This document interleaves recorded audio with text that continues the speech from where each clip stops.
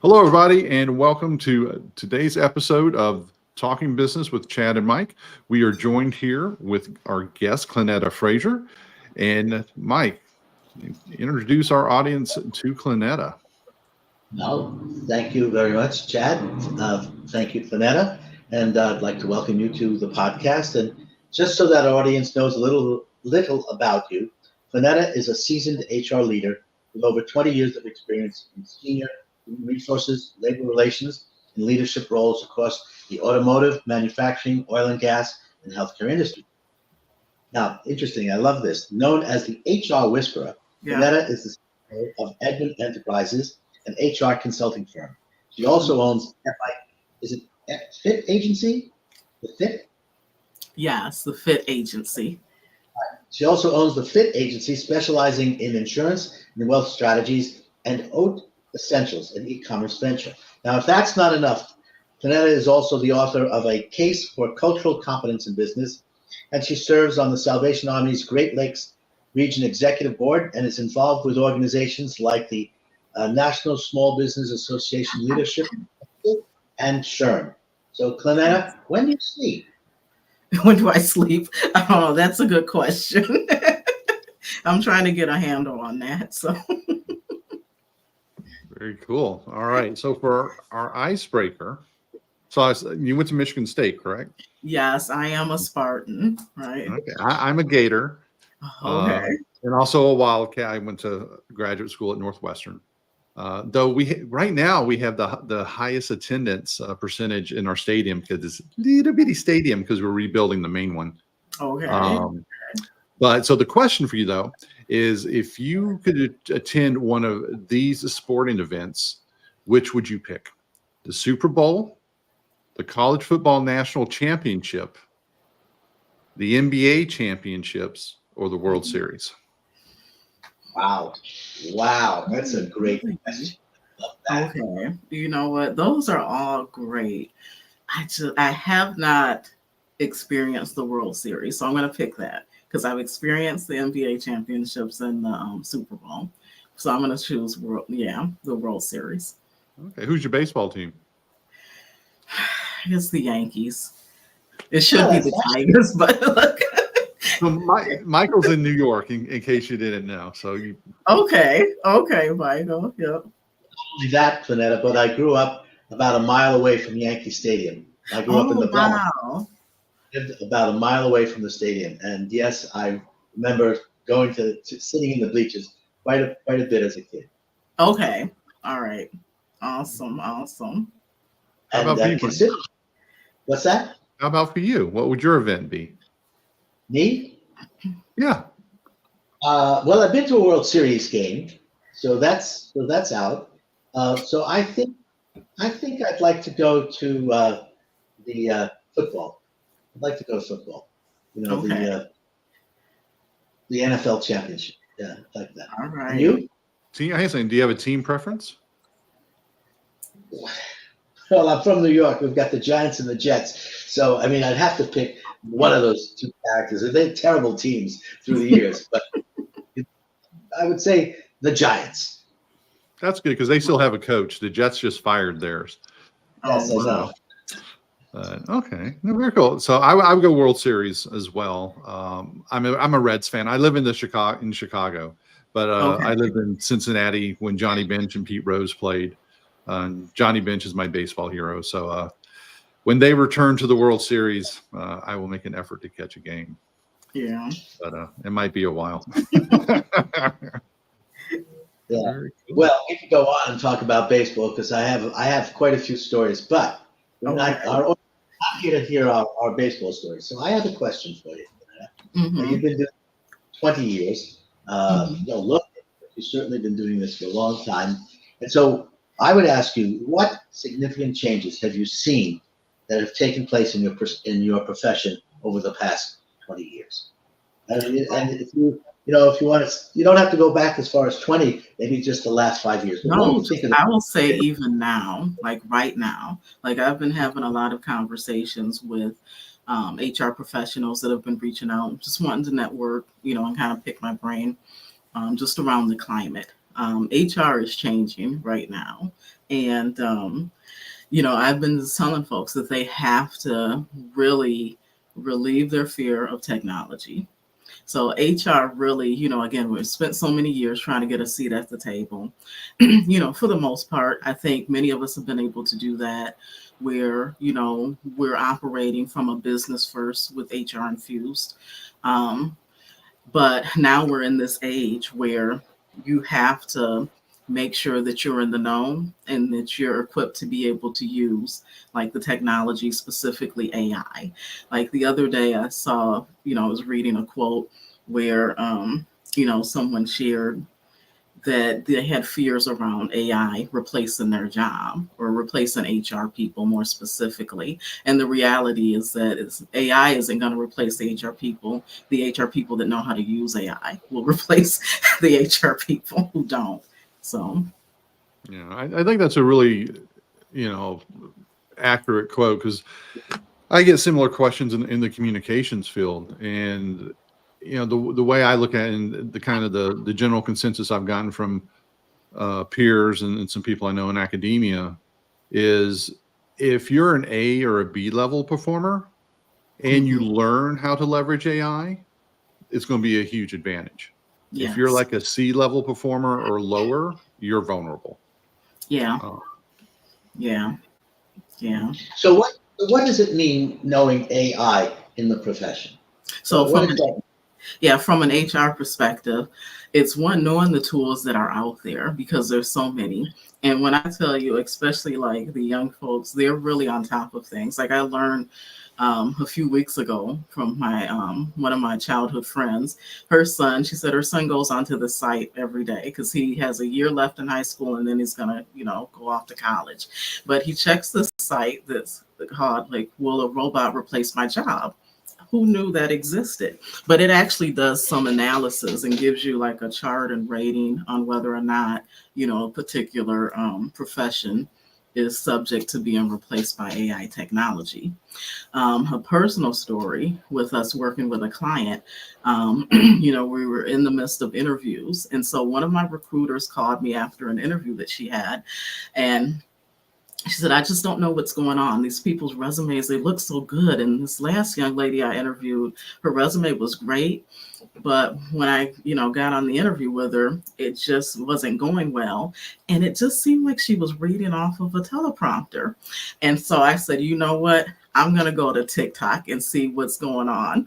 And lo and behold, I found out there is AI technology. There's actually an app that folks can use when they're doing virtual interviews. And so it will have the interviewer on the screen, and on one side, it's recording the question that's being asked and giving you the answer or response. And so you just have to make sure you're really good at reciting it back, in real time. And so, from an HR perspective, like those are things that we have to watch out for. Right. And if we're clueless that these things exist, it's kind of hard to kind of watch out for them and things like that. So, again, it's both from being able to use it to help upskill your teams and find greater efficiencies, which will lower cost, for your companies or, clients, if you're, are a firm like, like my company. But also, being able to know what's out there so that you can kind of, just make sure that folks are being on the up and up and working within the guidelines of your company's policies.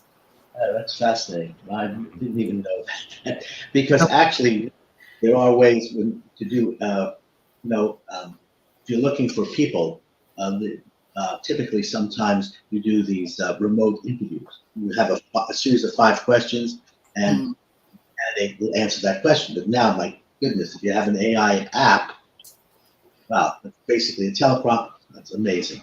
Amazing.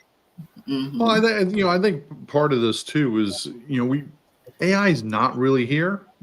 It's still kind of a glorified program. It's got boundaries. It doesn't have the free thought that a lot of people, kind of envision it. And, there's some places where it's not really landing well in business too. A pharmaceutical company just tried out Microsoft's Copilot for 6 months and canceled the project because they said it just wasn't, performing up to snuff. And, something else I'd like to hear your perspective on, Clenetta, is I've seen where a lot of people have been moving to create AI versions of themselves. Marshall Goldsmith has done this, like for coaching. Jeffrey Gitomer has done this from sales, and stuff like that. Mm-hmm. Along the lines of that kind of simulation of a person, though. Where do you think that people and leaders in companies, can best leverage this and explain to their workforces like this is a tool, not a replacement. Mm-hmm. I work with graduate students, and AI's there, and it's like, how do you tell them how to use it effectively versus just like you said, reading off a prompter, or asking a question and handing that in as a paper or something like that. How do they bridge that divide and walk along that tightrope? Yeah, I mean, I think we have to first keep in mind that, AI technology is an LLM, right? It's a language learning model. And so it is to be used just kind of sometimes as a starting point, but there needs to be a human component and element to it. We also know from many, articles and studies, especially now that are coming out, that sometimes the information that you're getting from the technology, it may not be accurate or factual. And so I always tell folks that make sure that you at least are a subject matter expert in the field, or have some knowledge base of it, especially if you're using like a chat GPT to write out something for you, so that you can actually fact proof it and make sure that it's okay. But no, especially with the students, I think that we have to kind of get the message across, because folks were very against it, right? So there's either some folks that are like, oh, don't use it, like I know some students they were getting in trouble for using it, for the papers and things. But I think we need to teach them how to use it, and the way that it should be used as a resource and as a tool, right? That they're able to add into whatever work that they're doing. If they're doing, a presentation, but it should not be, just a copy and paste. Like, you still have to go in and add your human element, to whatever it produces. So, AI definitely is probably one of the most complex challenges we are going to be dealing with. I understand that. But I wanted to maybe move off of AI for a moment. And you said earlier in the conversation, I think you said this, that, HR is changing in terms of having a seat at the table. Mm-hmm. So what does HR do having a seat at the table? Well, really, and I mean, and there's still opportunities there, right? And in full transparency, there's still opportunities for those of us in the field to challenge ourselves to be worthy of the seat at the table, right? I think that once you start getting into those executive, roles, at least for me, I noticed that like I had to shift my way of thinking, and my shift was business first, with HR infused. So while I would partner with my, sales leader of the organization, the engineering leader of the organization, if we were doing a restructuring, we were all working from at least initially the vantage point of business. What are the best decisions for the business? But my lens is HR. So my lens is different from that of the sales guy and the engineering guy or girl. And so then we're able to collaborate truly and come up with the best outcomes that provide the most efficiencies, that are most cost effective, and of course in business can produce the greatest revenue and profit for the organization. So when you're working with leaders in an organization, or some of the other companies that you've worked for, and you see, some people that are, they move into that higher level position, maybe it's director level or above, depending on how a company's structured. Yes. What are some of the more common missteps or things you wish they would have known, going into that new role, or that companies could do a better job to help someone, enter that director level or executive level type role? Yeah, I think companies, they don't do a great job of equipping folks, right? So at least in, let's start at the entry level manager. A lot of times, because we want to reward individual contributors, the only career path or the way to promote them and get them more money, and to, acknowledge them for their great work is to move them into management. And so you have folks that are thrust into management and they're given no training, right? Then, they might do pretty decent at that. And so then, they get moved up, for an executive role. And like I mentioned, managing middle management is different from the executive space. In the executive space, you have to train yourself to operate from an ego lens. And I've been, in my consulting space, I've been having conversations, just with some of the clients, or as I'm bringing in like senior leadership team members to their organizations. Again, like you can step into an organization and get so, hunkered down with, all the minute things that you never accomplish anything.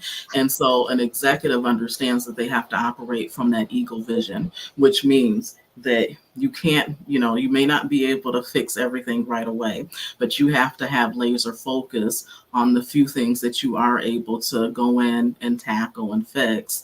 And then you can move on to those, to those next things and have strategy around them. So in essence, you do have to be okay somewhat with a little bit of chaos happening, so you might have 5 fires going on. And the reality is when you assess your team and your resources, you may find, I can actually tackle 2 of them and I can get the 2 put out. And so I have to be okay with letting the 3 keep burning because I'm going to get to those and they're not going to do as much damage, right? And so there's training that, has to take place for someone to be able to kind of shift their mindset, to be able to think that way. You think about like just, if you're ever worked in an organization, you think about folks that look at their leadership and they're like, what are they thinking? What are they doing? Because they don't have the full story, right? They don't have the full vantage point of all of the things that the organization may be tackling or planning for. And so, it looks chaotic to them, and it looks like, why aren't they handling this? Well, again, like I said, a good executive understands and they go in and they're able to strategize and get laser focused on the things that they need to work on, tackle those huge things and, then go ahead and, you'll be able to address some of the other things later.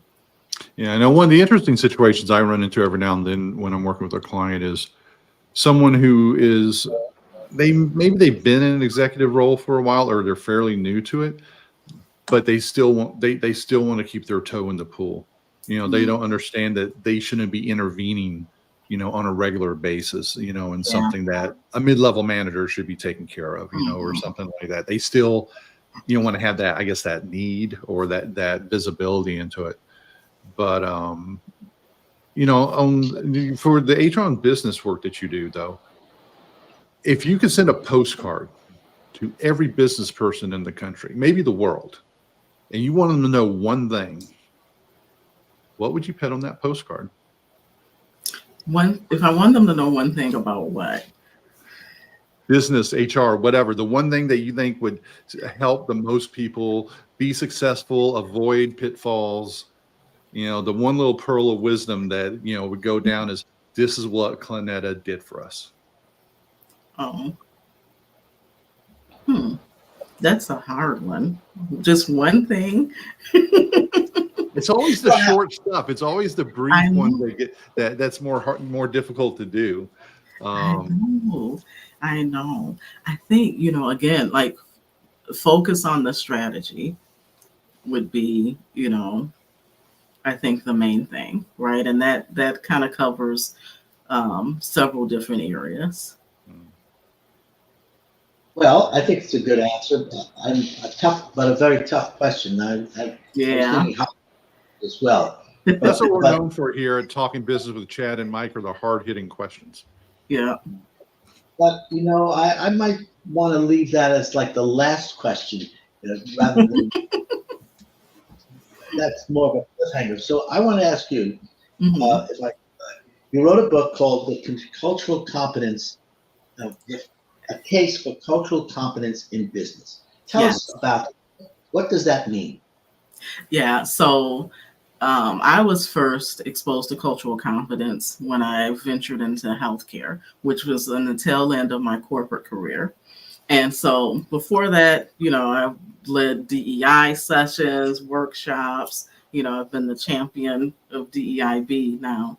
But cultural competence, I found, I liked having those discussions better. Like when I'd lead workshops, I felt like folks were actually able to walk away with a true change in their thinking. Cultural competence approaches, the conversation around diversity, but it approaches it more from an introspective lens, where, you kind of look at the things that, the way that maybe you grew up or the things that you've experienced in life and how they have shaped your view on different things, and understanding that, one, we all have biases, right, that have been formed by those things and experiences, in life. And so I think that, the cultural competence kind of helps break down, some of that fear or discomfort folks feel when they start talking about having the DEIB conversations. And so it's so prevalent in healthcare, and for some organizations, depending on what state they in, it's actually mandated that they have a robust cultural competence training and program that they're documenting. And so I said, you know what, we actually need to spread this into the business world. And so that's why the book is titled A Case for Cultural Competence in Business. I'm not sure I quite understand. So maybe I break it down. At least this is what I'm hearing: is that cultural competence. When you talk about DEI, DIV, you're talking about it outward. What I thought you heard is, if you want your HR leaders to have cultural competence, they have to look at their own. They have to look inward as well. Look at their own biases and basically overcome those biases in order to basically then be culturally competent outwardly. I think that's what. Yes, and be open to gaining awareness, right? Be open to explore other cultures. And it's not just HR, right? It's your salespeople that are traveling to other countries. There's some cultures for whom I had to learn this. I've been taught all my life. My dad taught me to give someone a firm handshake and look them in the eyes. Well, there's some cultures where that's seen as challenging them. And so that is a faux pas. Like, that's not something that you want to do, especially if you're going on business, right? And you're hoping to, kind of close a deal. And so you need to be culturally competent, right? So you need to make sure that you're able to, take the time to want to learn about the other cultures that you're stepping into, what their norms are. Understand what some of the differences are, so that you're conscious of them. So as you're moving throughout their society, you're not doing things unbeknownst to you that's ticking everyone off. Yeah. I find that's an interesting thing, in that a lot of companies, I think more companies used to do than they do now, is you would basically get a briefing, when you were traveling somewhere, whether it was security, cultural, food, whatever it was. And I get the sense that, like, lately there's still some organizations that do it, but a lot of that's been outsourced to the internet. For people to kind of figure it out themselves. And it's good, but I don't think it's complete. In a lot of situations, you land somewhere, especially when there's the language barrier. A lot of people are always surprised how relatively few people in Japan speak English, compared to Western Europe. It's a big difference that a lot of people are not prepared for. Oh yeah, I think that's one of the things. Like, I love traveling. Like, for many years, with my best friend and I, we just pick a place and meet, in a different country, each year. And I think there is a little bit of arrogance that we do have as Americans, right? Where we kind of expect everyone, we go into a country and expect them to speak our language. And that's not the case. Like, there's some places where they don't care to learn your language. Like I spent January, I guess with my company, I don't think I touched on this. We do offshore staffing. We provide virtual assistance to businesses and entrepreneurs. And I mostly staff from South America. I started in Colombia. So in January, I went over to Colombia and I had a layover in Bogota. I was heading to Cartagena. And, again, in the airport, again, like it was hard to find someone that worked there that spoke English. And, then there ended up being an issue with my flight. And so I speak very little Spanish. And so that was interesting. So it was me and Google Translator and, just working our way through, trying to get through that matter. But we were able to, again, with the technology. But I think that, like I've seen folks get upset and it's like, you're in their country. Like they don't speak, you have to learn their language, So let me ask you another question. Skill set. Well, if you people approach you and say, "Hey, Clenetta, I want to become an HR person. I want to get into HR." What's the skill set that they need, and what do you think are the most important pieces of that? Yeah, I think the fundamentals are really getting a good grounding on the compliance, on learning people. So learning about societal norms and things like that. I think are key. Of course, you want to, use your traditional education. You want to go to undergrad, but I also encourage folks to get their master's degree. They do need to, in this day and age, have their master's degree in HR. But I think that, we get a lot of folks that think like, oh, HR is easy. I'm going to just leave my career and kind of venture over there. And the reality is it does take a certain skill level. You have to have great discernment. Oftentimes we're dealing with matters that actually impact individuals' livelihoods, right? Because sometimes we're the decision makers between whether or not someone loses their job or not, right? And so it gets fuzzy. You have to be comfortable working in the gray. In HR, it's not just black and white. Like, so there's no rule book per se that's, always going to give you the right answer. Sometimes you're going to have to use your judgment, right? And the reality is, I remember, when I first stepped into HR, I couldn't believe, like, I had an employee lie to me, right? Like outright lie, right? And then I realized, you know what? He's trying to save his livelihood. Of course he's going to lie. And so the reality is, as an HR professional, I just have to be, get better at being able to discern, like, fact from fiction, being able to ask some of the right questions, to be able to hone in on, what someone's saying. Sometimes when I'm asking questions, I'm not necessarily interested in the response per se, but I'm more or less looking at how an individual responds, right? And that assessment. So definitely, get the traditional education, but challenge themselves also to, take some courses around, like that cultural competence, around, sociology. I had a minor in sociology just because it interests me. Like, I love the study of people and cultures and societies, but I didn't understand like how much that has benefited me in my field, right, in HR, and just understanding, how traditionally how people react, in times of distress, or how they go into survival of the fittest modes, and some of the behaviors that come out of those things. And those things have become useful, as I've led restructuring actions, globally with organizations and, and things like that. So. Good. I'm full of questions, Chad. So, I actually, if you don't mind, I have one more question. Go for it. Okay. So, how would you describe HR small business, corporate world, Amazon. How would I describe it in those different settings? Right. In other words, what does HR look like in a small business? Mm-hmm. What does it look like in the big corporate world? What does HR look like in a place like Amazon? At a place like Amazon? Okay.